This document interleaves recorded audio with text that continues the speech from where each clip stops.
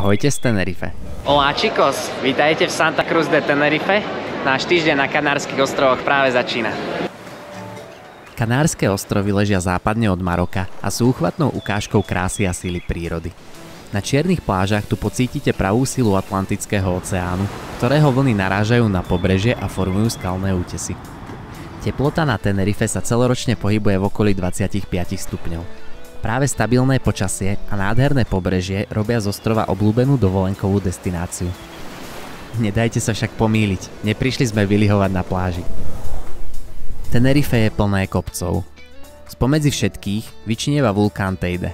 Ten je s výškou 3715 metrov najvyššou horou v celom Španielsku. Navštívime horskú dedinku Maska a klukatými cestičkami sa dostaneme do parku Anaga, ktorý ponúka nádherné prírodné scenérie.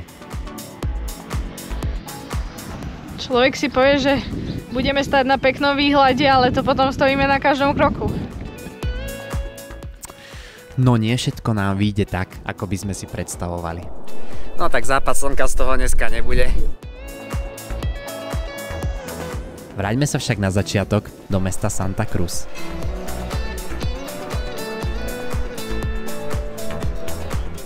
Kanárske ostrovy tvorí 13 ostrovov a Tenerife je z nich ten najväčší. Tieto ostrovy patria Španielsku a majú rovno dve hlavné mestá. Jedno z nich je Santa Cruz na Tenerife, kde sme práve teraz, a to druhé je Las Palmas na vedľajšej Gran Canárii.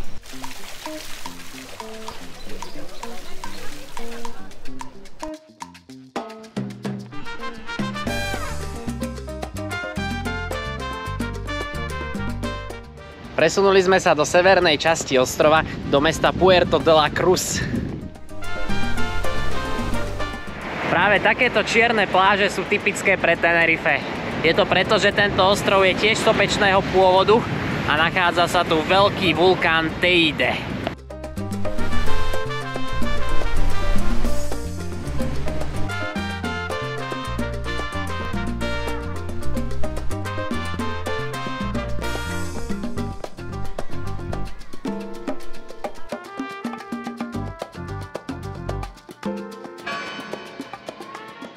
Tento kostol sa volá Iglesia de Nuestra Señora de la Peña de Francia.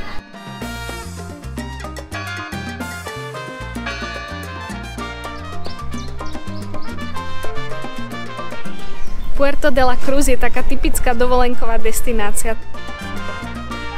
Dojem trošku narúšajú také umelé uličky, vyslovene stvorené pre dovolenkárov.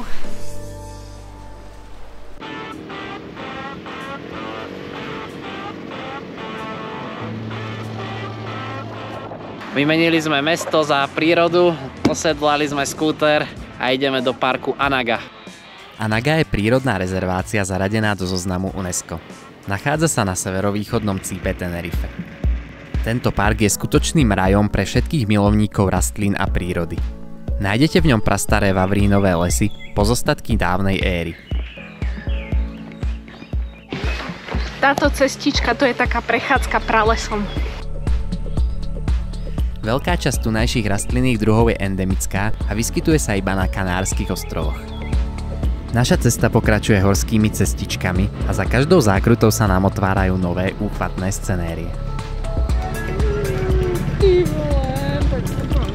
Jazdíme až vo výškach 1000 metrov nad morom a je tam teda fakt celkom zima, ruky máme zmrznuté.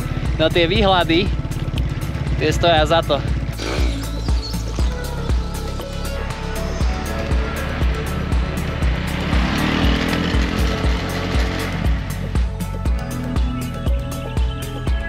Človek si povie, že budeme stať na peknom výhľade, ale to potom stojíme na každom kroku.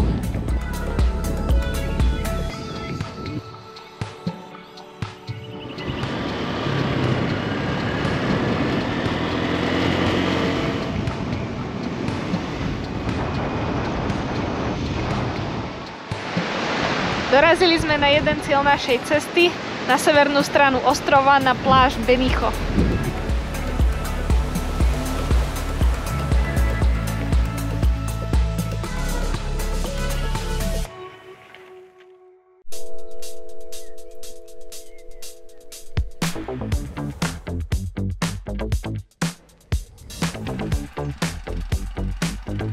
Sme v anakskej dedinke Taborno a ideme sa pozrieť pod skalnatý štít Rogue de Taborno. Chceme si odtiaľ pozrieť západ slnka, no počasie nám zatiaľ úplne nepraje.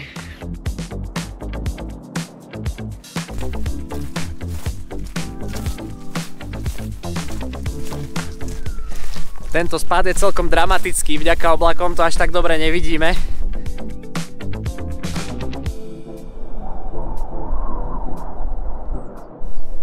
Pokýto sa bojím.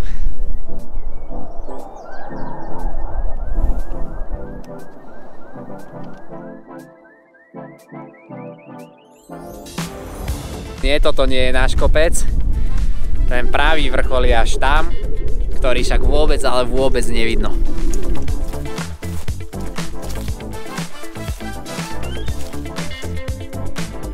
No tak západ slnka z toho dneska nebude.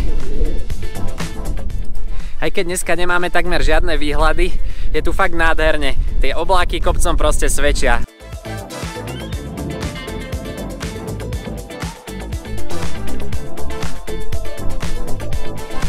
Keď to už vyzeralo, že sa z túry vrátime v mle, oblačnosť sa predsa len začala rozplývať a odhalila strmé svahy prírodného parku Anaga.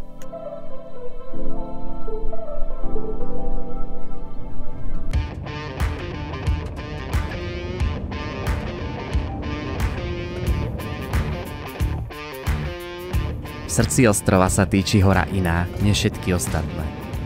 Hora vzbudzujúca rešpekt aj úctu.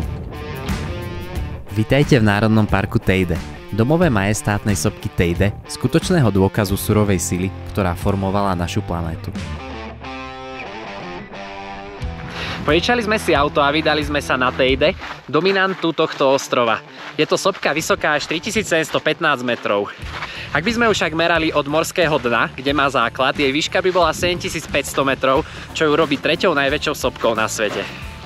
Posledný jej výbuch bol v roku 1909, takže stále je to aktívna sopka, ktorá iba spí. Na vrchol sopky vedie aj lanovka. Vydajte sa ďalej do Národného parku a objavíte pozoruhodnú škálu ekosystémov. Napriek drsným podmienkam je sopka domovom mnohých rastlín a živočíchov. Niektoré z nich sa vyskytujú iba tu. Západ slnka si dnes užijeme pri skalách Roques de Garcia s parádnym výhľadom na Teide. Tieto skaly vznikli pri výbuchu sopky tak, že horná vrstva lávy už zatvrdla a pod ňou ju ďalšia láva tlačila do hora. Na Teide máte šancu ponoriť sa do sveta formovaného ohňom a časom. Sveta, v ktorom život existuje v rovnováhe s ničivou vulkanickou silou. Po sicílskej Etne Teide iba druhá sopka, ktorú sme navštívili, no môžem povedať, že sopky sú fakt super.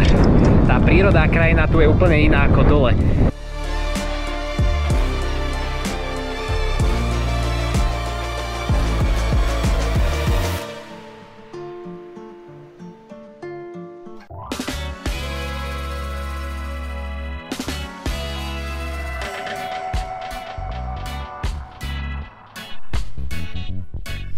Ďalšou parádnou scénickou cestou sme sa dostali do dedinky Maska, ktorá je známa týmto výhľadom.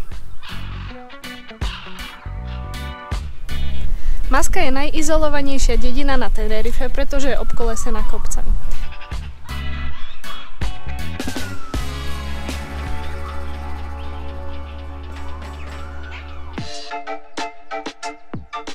Prechádzame sa cez banánovníkové plantáže a takto rastú banány made in España.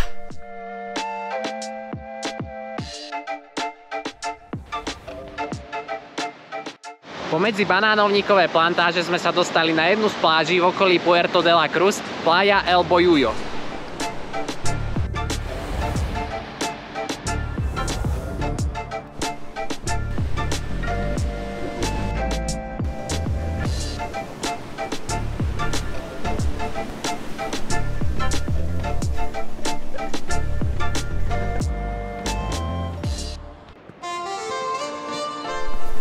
Táto cestička ponad útesy a popri banánovníkoch sa nazýva La Romantica.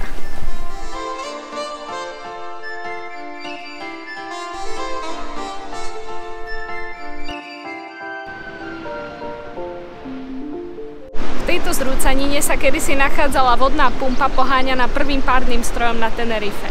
Vodu zbieranú z prameňov vytláčala hore na banánovníkové plantáže. Poslednou zastávkou nášho výletu na Tenerife je botanická záhrada v Puerto de la Cruz. Táto botanická záhrada bola založená v 18. storočí kvôli potrebe aklimatizovať rastliny zo všetkých kútov Španielska tu na ostrove.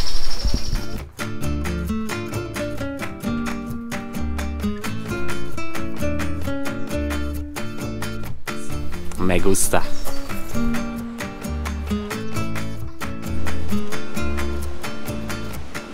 Tenerife je nádherný ostrov s krásnou prírodou, krásne kopce, krásne pláže, no zároveň je naozaj extrémne turistický. Na Kanárske ostrovy ročne príde až 12 miliónov turistov.